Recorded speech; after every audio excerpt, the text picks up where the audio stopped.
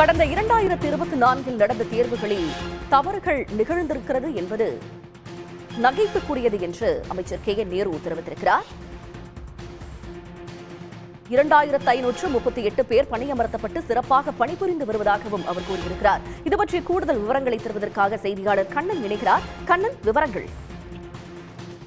நிச்சயமாக நகராட்சி நிர்வாகத்துறையின் மூலம் நிரப்பப்பட்ட நேரடி நியமனங்கள் குறித்து நகராட்சி நிர்வாகத்துறை அமைச்சர் KN நேரு ஒரு அறிக்கை ஒன்றை வெளியிட்டுள்ளார். அதில் 2021 ஆண்டிலிருந்து 21 ஆண்டு வரை 10 ஆண்டு கால ஆட்சி காலத்தில் போதிய நியமனங்கள் செய்யப்படாமல் இருந்த காலத்தினால் காலி பணியிடங்கள் அதிகமாகி நிர்வாகத்தை மேற்கொள்வதில் மிகுந்த சிரமங்கள் இருந்த காரணத்தினால் 2024 ஆண்டு அறிக்கை வெளியிடப்பட்டு 2566 பணியிடங்கள் நிரப்புவதற்கான அறிக்கை வெளியிடப்பட்டுள்ளதாக தெரிவித்துள்ளார். இதில் சுமார் 2 லட்சம் பேரிடம் விண்ணப்பங்கள் பெறப்பட்டு அவர்களுக்கு 38 மாவட்டங்களில் 591 மையங்களில் தேர்வுகள் நடத்தப்பட்டதாகவும் தெரிவித்துள்ளார்.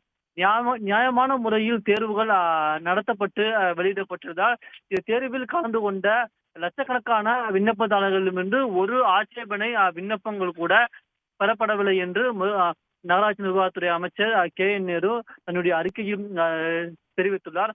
மிகவும் குறிப்பாக கூற வேண்டும் என்றால், இத்தகைய ஒரு வரலாற்று சாதனை நகராட்சி நிர்வாகம் மற்றும் குடிநீர் வழங்கல் துறையால் நிகழ்த்தப்பட்டதை பொறுத்து கொள்ளாமல் இதற்கு களங்கம் அமலாக்கத்துறை மூலமாக ஒன்றிய அரசு இத்தகைய அரசியல் நடவடிக்கையை மேற்கொண்டுள்ளதாகவும் அமைச்சர் KN நேரு தெரிவித்துள்ளார்.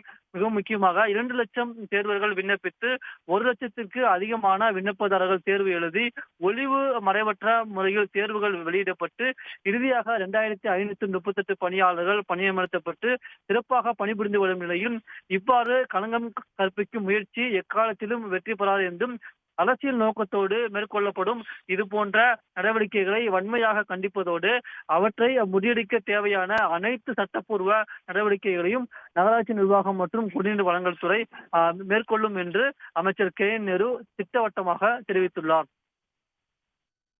தங்களுடைய விவரங்களுக்கு நன்றி கண்ணன். உடனுக்குடன் செய்திகளை தெரிந்து கொள்ள சன் நியூஸ் பெல் ஐகானை கிளிக் பண்ணுங்க.